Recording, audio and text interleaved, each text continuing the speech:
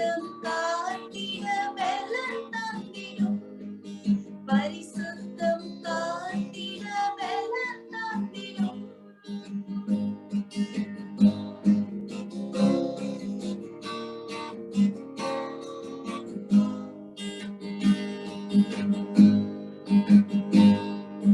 மறைவான பாவங்கள் அறிக்கை செய்ய உள்ளம் நொறுங்கிட தூயாவி உணர்வை தாரும்.